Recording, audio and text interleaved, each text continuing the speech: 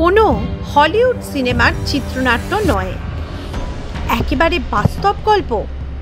এমন এক গল্প যা রোমহর্ষকতার পর্দার কাহিনীকেও হার মানাবে। হলিউড সিনেমার দৌলতে অনেকেই হয়তো সুন্দরী রহস্যময়ী মহিলা গুপ্তচর আততায়ীদের সঙ্গে পরিচিত, তা সে আমেরিকার ব্ল্যাক উইডোই হোক কিংবা রাশিয়ার রেড স্প্যারো। তবে এই গল্পের নায়িকা কোনো পর্দার কাল্পনিক চরিত্র নয়, সত্যিকারের মানুষ। এক কথায় বাস্তবের ব্ল্যাক উইডো, রক্তমাংসের রেড স্প্যারো।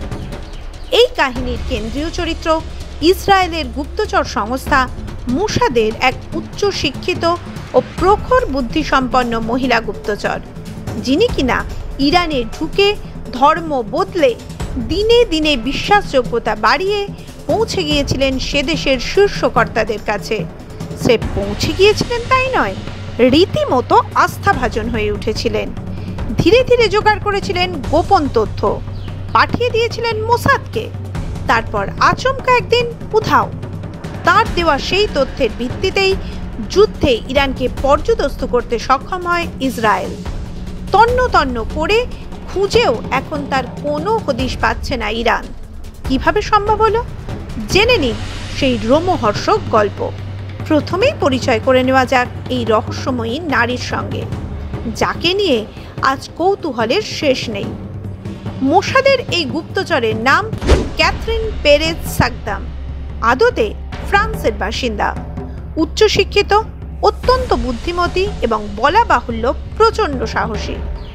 ফ্রান্সের একটি ইহুদি পরিবারে জন্ম নেন ক্যাথরিন।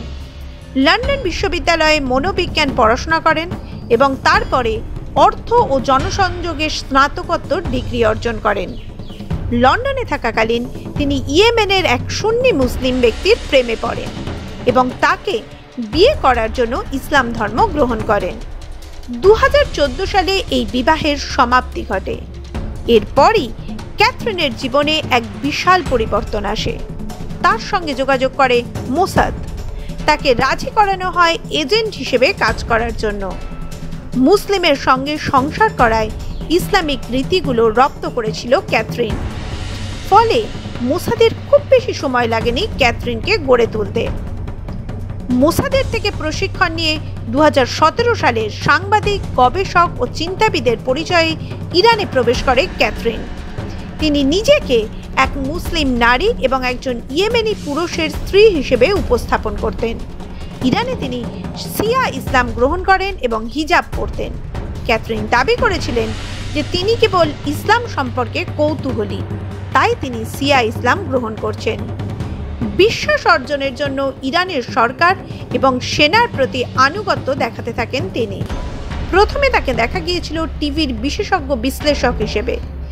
তিনি ইয়েমেন যুদ্ধ, সৌদি নীতিমালা ও ইসরায়েল বিরোধী অবস্থান নিয়ে প্রবন্ধ লিখতেন, যা তাসনিম, মেহর এবং ইরানের সর্বোচ্চ নেতা খামেনি পরিচালিত ওয়েবসাইটেও প্রকাশ পেত।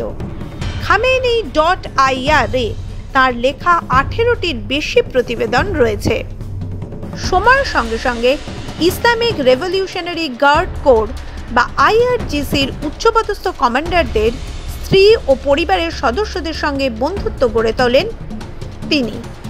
তাদের বিশ্বাস অর্জন করেন এবং তাদের বাড়িতে নিয়মিত অতিথি হয়ে ওঠেন ক্যাথরিন।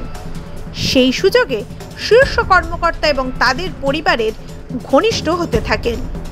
নানা জায়গায় ঢুকে পড়েন, ছবি তোলেন, সংগ্রহ করেন নানান গোপন তথ্য। ক্যাথরিন এতটাই বিশ্বস্ত ছিলেন যে যেসব বাড়িতে এবং স্থানে নিরাপত্তা ব্যবস্থা সাধারণত খুব কড়া, সেই ব্যক্তিগত স্থানেও প্রবেশ করতে পারতেন। ইরানের সামরিক ও রাজনৈতিক নেতাদের স্ত্রীদের সঙ্গে আড্ডা ও বিশ্বাসের আড়ালে গৃহিণীদের মুখ থেকে তুলে আনতেন চরম গোপন তথ্য। স্বামী কোথায় কর্মরত, কখন কোথায় যাচ্ছেন, কার সঙ্গে মিটিং করছেন, কারা তার সঙ্গে থাকেন, এই কথোপকথন গোপনে রেকর্ড করতেন ক্যাথরিন। ইরানি সেনা অফিসারদের একাংশের বাড়িতে ছিল তার অবাধ যাতায়াত। ফলে কিছুদিনের মধ্যেই তাদের গতিবিধি চলে আসে ক্যাথরিনের নখদর্পণে। তরুণী গুপ্তচরের থেকে গুরুত্বপূর্ণ তথ্য হাতে চলে আসে মোসাদের। এই তথ্যের ওপর ভিত্তি করেই শিয়া কমান্ডারদের নিকেশ করার নীল নকশা ছকে ফেলে ইসরায়েল। যুদ্ধ বাঁধতেই একে একের পর এক ইরানের শীর্ষস্থানীয় পরমাণু বিজ্ঞানী থেকে শুরু করে সেনা গোয়েন্দাকর্তাদের মৃত্যু হতে থাকে ইসরায়েলি হানায়। ইসরায়েলি হানার জেরে অনেক শীর্ষ ইরানি কর্মকর্তার নিরাপত্তার জন্য নিজেদের লোকেশন বদলে ফেলে। হয়তো ভেবেছিলেন যে তারা এখন নিরাপদ, কিন্তু প্রতিবারই যখনই কোনো আক্রমণ হয়েছিল তা হয়েছিল নির্ভুল। মনে হয়েছিল যেন কেউ সঠিক লোকেশন ইসরায়েলের হাতে তুলে দিচ্ছে। এমনকি নিহত কমান্ডারদের জায়গায় যাদের নিযুক্ত করা হয় তারাও ইসরায়েল প্রিসিশন স্ট্রাইকের শিকার হন। অধিকাংশ ক্ষেত্রেই বাড়ি বা গাড়িতে থাকাকালীন ক্ষেপণাস্ত্র বা বোমায় নিশানা করা হয়েছে তাদের। সেই আক্রমণ এতটাই নিখুঁত ছিল যে আশেপাশের কোনো কিছু সেভাবে ক্ষতিগ্রস্ত হয়নি।